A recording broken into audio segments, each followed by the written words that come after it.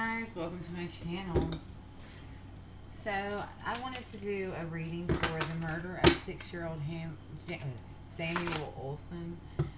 He was found in a Texas motel in a tote with his father's girlfriend. He had been passed for quite some time. I want to look into, the reason that he was killed, why they were in a motel, try to get some information regarding this little 6-year-old murder. So let's get to it. Spirit guides, guardian angels, please show me. Safe from anything negative or anything that wishes me harm. Spirit guides, can you please show me what was the motive or reason for the murder of the 6-year-old little boy Samuel Olson? What was the motive for the murder of 6-year-old Samuel Olson? Why was he killed? Please show me the tarot. Samuel Olson was killed.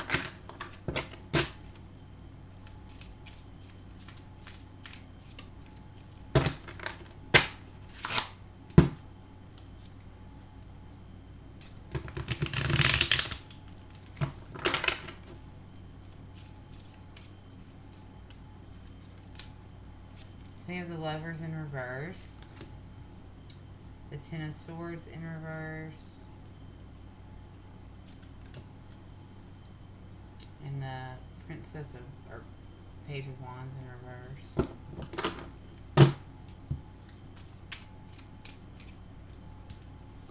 Page of Swords in reverse. Four of Pentacles in reverse. And the King of Wands.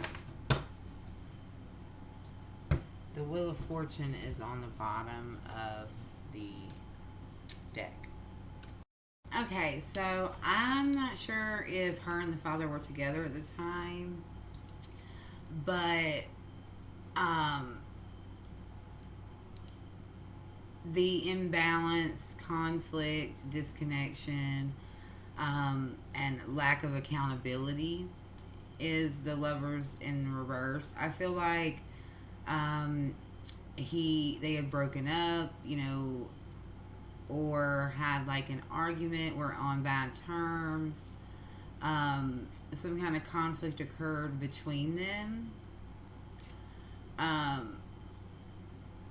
And as a result of that, she took it out on the child. With the Ten of Swords in reverse and the Page of Wands in the reverse right beside it, I feel that the father actually knew about the death of his son. I don't think that he was there or involved in it, the death part, but I feel like when he got the news, his son was already beyond help. But he didn't take any action to try and call attention to it. He put it off. And I do feel like the girlfriend, the person who is arrested already, I feel like she had bad feelings towards the child already. She felt like he was baggage, a problem child, all of that. But I do feel very, very strongly that the father of him knew, because we have the King of Wands here. This is the news coming out, but he already knew. He delayed the news. He delayed taking any action because this is, being the baby being beyond help. This is a betrayal from her to get back at him. Well, he was beyond help. There was nothing they could do. So he just ran away from it and didn't speak out. With the Page of Swords in reverse, he did not speak out against the injustice that happened to his child. He kind of just cut off his emotions. He didn't communicate what really happened. He was very emotionally cold, kind of. He seems like he was abusive. He's like not at fault, is what I'm saying. I think that he had his fair share of things done in the relationship, and I feel like he should be in trouble for not speaking out, allegedly, in my opinion. But she used this to play with his head, and she felt like this emotional that the child was emotional baggage. He was just baggage, and he was the reason why they were having so much conflict. Maybe they even got into an argument about the child. I'm not really sure. Um, and then the King of Wands, this he got his freedom and he's looking at it, but he didn't take any action to do anything about it. Even though he wasn't there and present at the time, he did nothing to try and bring resolution to the situation. He just went off and emotionally cut himself off.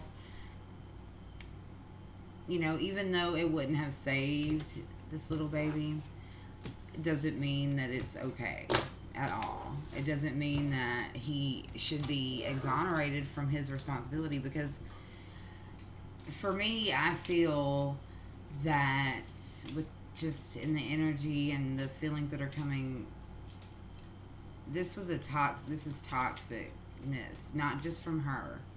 It feels a lot like the Game and Stotch situation with Letitia and his father. That it feels really similar to that. It really does. It reminds me of that. The energy and the feelings that I get. It reminds me just very much so of that same situation, where there were things already known, the way she was, the way things going on from the dad, like abuse, from abusive relationship in general, both of them, being abusers. I don't know if it extended to the child, but ultimately,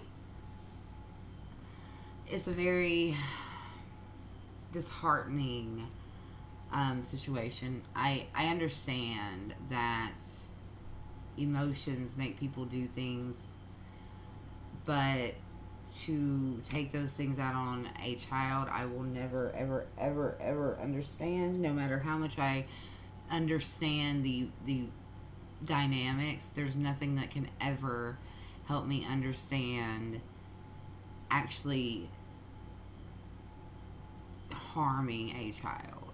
Like, I understand the things that led them there, but I could never frame it to where I would be okay with doing something like that, or even think that that's the thing I need to do.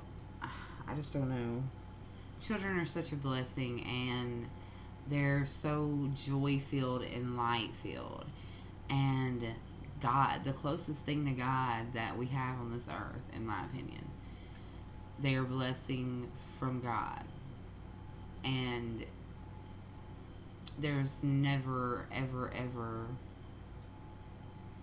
a time that I could see that ever being a factor for me. So it's hard for me to wrap my brain around how they ultimately were able to go through with doing something like that. Like, I don't even understand parents like abusing their kids. I don't believe in.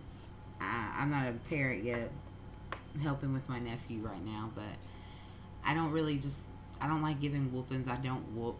I'm an empath, so if I whoop somebody, I end up feeling so sad, so upset, because I put myself in their position, and I would hate to have that happen to me. I don't believe in whooping with belts. I don't believe in any of that. If you have to whoop them, with your hand on their booty, and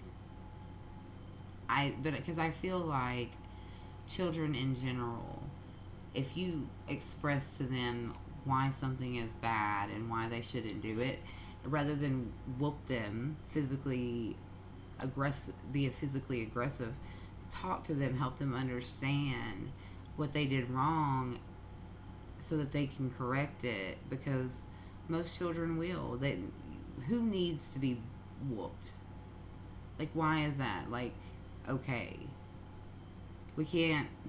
And I wish I could, since I've been, I've worked in customer service. We can't whoop grown people without getting in trouble. We don't bend them over our knee. That's not okay. So why is it ever okay to whoop a child like that? So I'm wondering, that teaches them that physical violence is how you get somebody, you correct someone. Using your words. Words are more powerful than the fist will ever be. And you know that that's the truth if you've ever been in a abusive relationship where you're being mentally and verbally abused. And any day I'd take an ass whooping over being mentally or emotionally abused. Any day. Words hurt more than a fist ever will. The biggest lie we ever heard was that, sticks and stones may break my bones, but words can never hurt me, is a lie.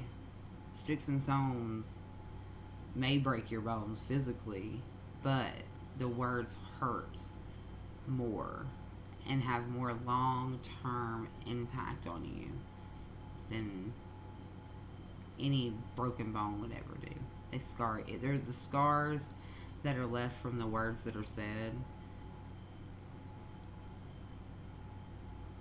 are there for a long time, and they leave bigger scars, and it takes a lot more to heal it. Anyway, that's just some wise words from me.